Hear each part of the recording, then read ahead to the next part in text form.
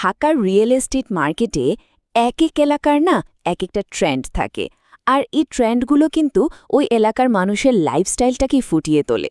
তো আজকে আমরা বসুন্ধরা আবাসিক এলাকার এমনই একটা ইন্টারেস্টিং ট্রেন্ড নিয়ে কথা বলবো।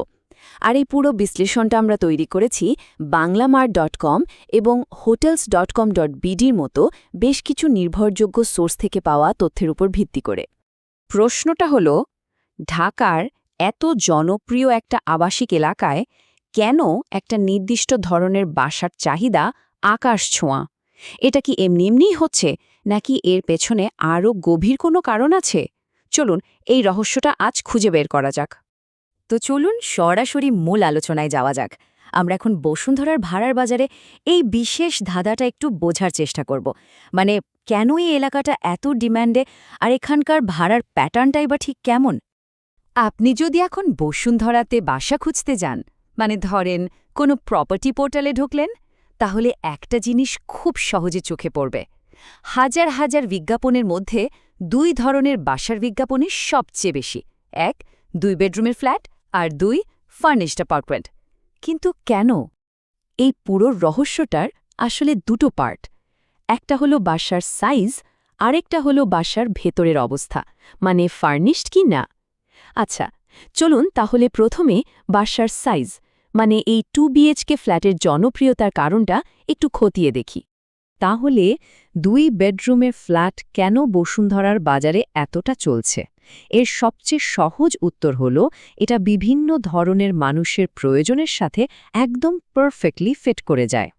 মানে কারা থাকছেন এই ফ্ল্যাটগুলোতে? ধরুন একটা ছোট ফ্যামিলি বা নতুন বিয়ে করা কোনো কাপল, তাদের জন্য এটা একদম আদর্শ। আবার কয়েকজন বন্ধু বা কলিগ মিলে শেয়ার করে থাকছে, এমনকি স্টুডেন্টরাও তো থাকছে। এটা এমন একটা সাইজ যা প্রয়োজনের চেয়ে বেশিও না, আবার কমও না। এবার আসেন খরচের হিসাবে। ঢাকায় বাসা ভাড়া তো একটা বিশাল ব্যাপার, তাই না? 2 বিএইচকে ফ্ল্যাটগুলো ঠিক এই জায়গাতেই বাজিমাত করে। মানে জায়গাও যথেষ্ট পাচ্ছেন, আবার ভাড়াও থাকছে সাধ্যের মধ্যে। অন্যদিকে 3 বা 4 বেডরুমের ফ্ল্যাটের বিশাল ভাড়ার চাপ কিন্তু সবাই নিতে পারে না। মুখে তো অনেক কথাই বলা যায়, কিন্তু আসল চিত্রটা কেমন? চলুন একটু ডেটার দিকে তাকাই, দেখি বসুন্ধরার ভাড়ার বাজারের ডেটা আমাদের কি বলে। এই ডেটাটা দেখলেই কিন্তু ব্যাপারটা একদম পরিষ্কার হয়ে যায়।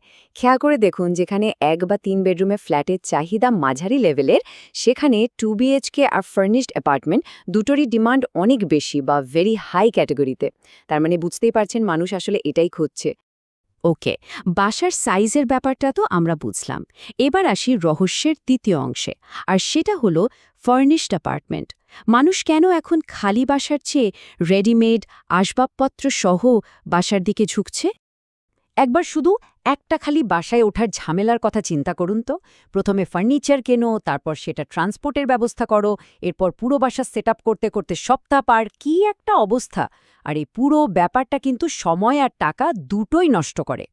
আর এখানেই ফার্নিশ ডিপার্টমেন্টের আসল খেলা। আগের স্লাইডের সব ঝামেলার একটাই সহজ সমাধান, এটা মানে শুধু নিজের দরকারি জিনিসপত্র নিয়ে চলে এলেই হলো। আসবাবপত্র কেনা বা গুছানোর কোনো চিন্তাই নেই।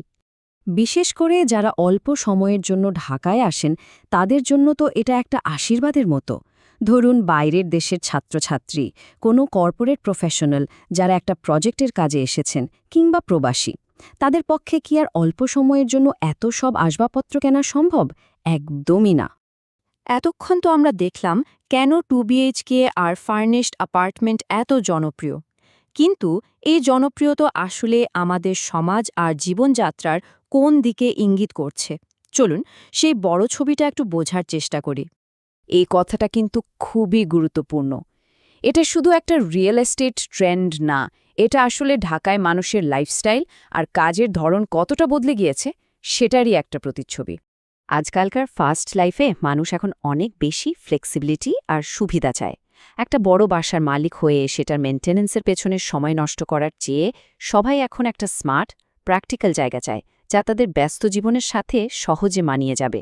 এই চিন্তার পরিবর্তনটাই কিন্তু এই চাহিদার মূল কারণ। আর এই যে এত চাহিদা, এটা প্রপার্টি ওনার্স আর ইনভেস্টরদের জন্য বিশাল একটা সুযোগ তৈরি করে দিয়েছে। তারাও এখন বুঝে গেছে যে একটা 2 বিএইচকে ফ্ল্যাটকে সুন্দর করে ফার্নিশড করে ভাড়া দিলে সেটার খালি পড়ে থাকে না, ভাড়াও ভালো আসে। মানে এটা একটা সেফ ইনভেস্টমেন্ট। তো এত আলোচনার পর আমরা একদম শেষ পর্যায়ে চলে এসেছি। তাহলে এই পুরো বিশ্লেষণ থেকে আসল কথাটা কি দাঁড়ালো? মূল কথা হলো বসুন্ধরার মতো একটা ডাইনামিক এলাকার মানুষের যা দরকার, মানে সুবিধা, সাশ্রয় আর ফ্লেক্সিবিলিটি, এই 2 বিএইচকে ফার্নিশড অ্যাপার্টমেন্টগুলো ঠিক সেটাই দিচ্ছে।